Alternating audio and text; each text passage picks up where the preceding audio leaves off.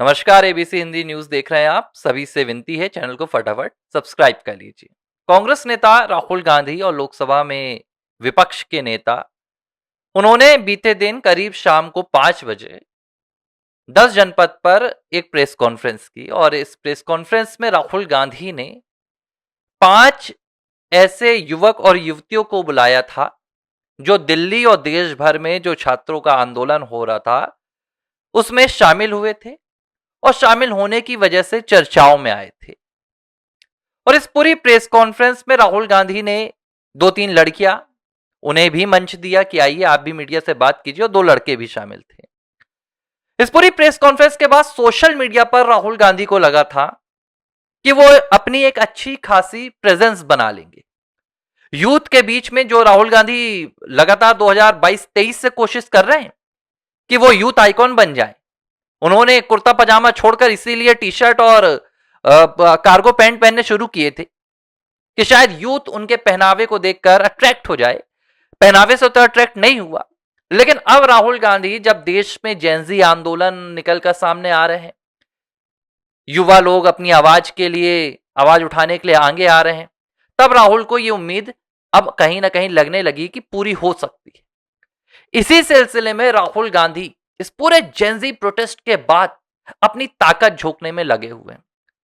राहुल पूरी कोशिश कर रहे हैं कि जैसे तैसे उन्हें यूथ सपोर्ट मिल जाए। वो छात्रों की गूंज कार्यक्रम कर रहे हैं, वो अपने घरों में जाते हैं तो युवाओं को बुला रहे हैं, मोहम्मद इरफान से मिलने दिल्ली की स्लम में चले जाते हैं।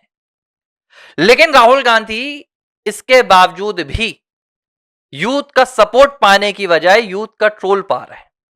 सोशल मीडिया पर राहुल को लग रहा है कि उनकी एक फॉलोवरशिप गेन हो जाएगी, लेकिन हो रहा है उल्टा। सोशल मीडिया पर वो और बुरे ट्रोल हो रहे हैं। और उसकी वजह क्या है? बीते दिन राहुल गांधी ने अपनी प्रेस कॉन्फ्रेंस में एक लड़की को बुलाया जिसका नाम रिया अहीर है। रिया यादव भी उसका नाम है और अहीर भी वो लिखती है। ये रिया अहीर दरअसल जब मुंबई में सीजेपी प्रोटेस्ट चल रहा था छात्रों का, तो उस पूरे प्रोटेस्ट के दौरान एक पुलिस की वैन के सामने एकदम मॉडल की तरह खड़ी हुई नजर आई थी। लगा पहले कि यह स्वाभाविक है, कोई छात्र है जिसने पुलिस की वैन रोक ली है, इस बात से आक्रोशित होकर कि उसके छात्रों को डिटेन किया जा रहा है। शुरू में ये तस्वीर एकदम नेचुरल लगी और इसको लोगों ने काफी शेयर भी किया था। लेकिन जब सच्चाई सामने आई तो क्या पता चला? सच्चाई सामने आई तो पता चला कि रिया अहीर कोई छात्र नहीं है, ना उनका शिक्षा से दूर दूर तक कोई लेना देना है। रिया अहीर इंस्टाग्राम पर करीब 3.5 लाख उनके फॉलोवर्स हैं और वो मॉडल हैं। और मॉडल होने के साथ साथ रिया अहीर सोशल मीडिया पर अपने इंस्टाग्राम पर थोड़े से आपत्तिजनक कंटेंट भी शेयर करती हैं, जो मुझे लगता है कि 18 प्लस वालों के लिए ही रहते हैं। सभ्य समाज में वो 18 से अंडर वाले जो लोग रहते हैं वो तो देख नहीं सकते, और जो 18 प्लस वाले भी हैं वो भी कोई सभ्य समाज का व्यक्ति ऐसे कंटेंट नहीं देखता जिसमें उनकी अर्धनग्न तस्वीरें रहती हैं। मैं खुलकर कह रहा हूं, ठीक है। और इसके अलावा रिया अहीर अपना सब्सक्रिप्शन भी बेचती हैं। इंस्टाग्राम का एक फीचर है जिसमें कुछ एक्सक्लूसिव कंटेंट होता है जो पब्लिकली नहीं दिखाया जा सकता। जिस कंटेंट को अगर आप देखना चाहते हैं तो आपको उसके लिए एक रकम देनी पड़ती है। रिया अहीर ऐसे ही एक्सक्लूसिव कंटेंट्स के लिए 149-140 रुपए में सब्सक्रिप्शन बेचती है, जो अगर आप लेते हैं तो उसके बाद रिया आपको क्या देंगी वो मुझे नहीं पता, क्योंकि मैंने तो सब्सक्रिप्शन लिया नहीं, ना तो किसी का लेता हूं।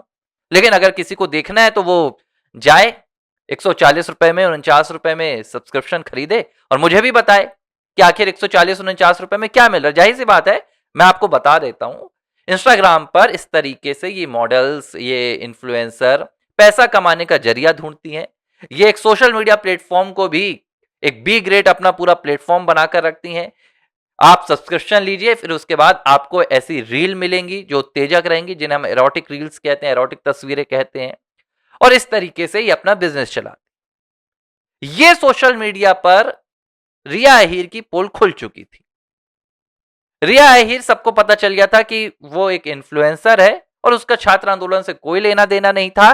सिर्फ और सिर्फ वो उस आंदोलन में अपनी फॉलोअरशिप बढ़ाने के लिए पहुंची थी, फॉलोअर्स गेन करने के लिए पहुंची थी।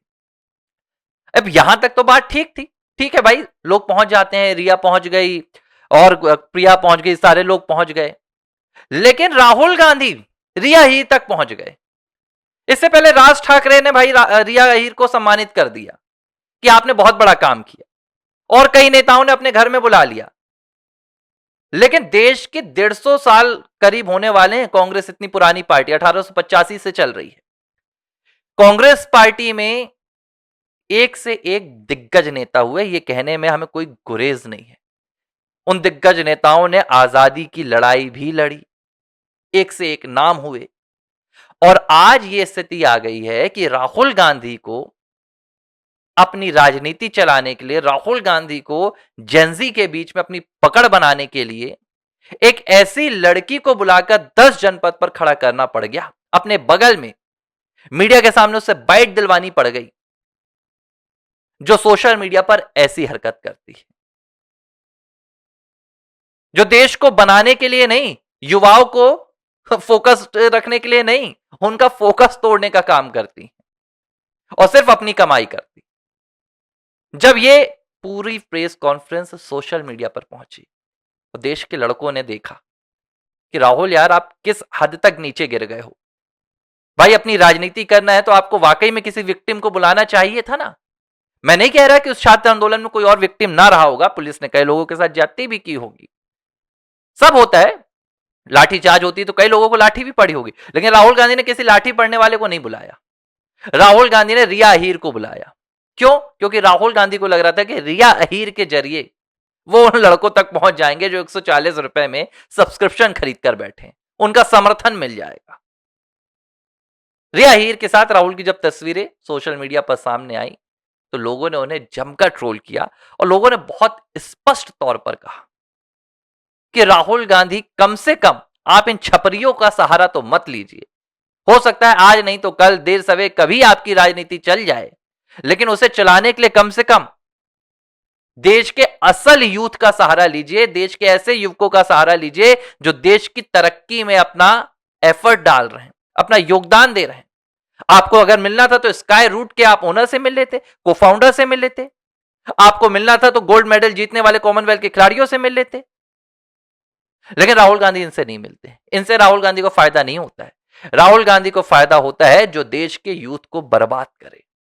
राहुल गांधी को मुनाफा होता है जो देश के यूथ को बहकाए। हालांकि राहुल के लिए कोई बहुत बड़ी बात नहीं। अगर राहुल गांधी इल्हान उमर से मिल सकते हैं, जो भारत विरोधी है, जो जम्मू कश्मीर की खिलाफत करती है, अगर राहुल गांधी जॉर्ज सोरोस के लोगों से मिल सकते हैं, तो राहुल गांधी देश के छपरियों से भी मिल सकते हैं। लेकिन सोशल मीडिया ने राहुल गांधी को साफ तौर पर यह संदेश दे दिया है कि जिस तरीके से राहुल गांधी सोशल मीडिया पर अपनी पकड़ बनाने के लिए इस तरीके के लोगों का सहारा ले रहे हैं, यह राहुल गांधी को बहुत भारी पड़ रहा है। मुझे नहीं लग रहा आज रिया अहीर को बुलाया, कल पूनम पांडे को ना बुला लें कि पूनम आप भी तो ट्रोल हुई थी। हो सकता है राहुल गांधी आने वाले दिनों में पूनम पांडे के साथ भी नजर आए, क्योंकि डूबती नैया को एक तिनके का भी सहारा काफी होता है। और राहुल गांधी की राजनीति जिस तरीके से देश में सब कुछ विपरीत होने के बाद भी वो अपनी राजनीति को, मतलब सरकार के विपरीत है भाई, बहुत सारी चीजें विपरीत है, एक भी मजबूत विपक्षी दल नहीं है आज। राहुल चाहते तो वहां पर फॉलो कर सकते थे, लीड कर सकते थे, सब कुछ सरकार के विपरीत है। आज 12 साल की सरकार हो गई है, एक एंटी इनकम्बेंसी बनने का चांस रहता है।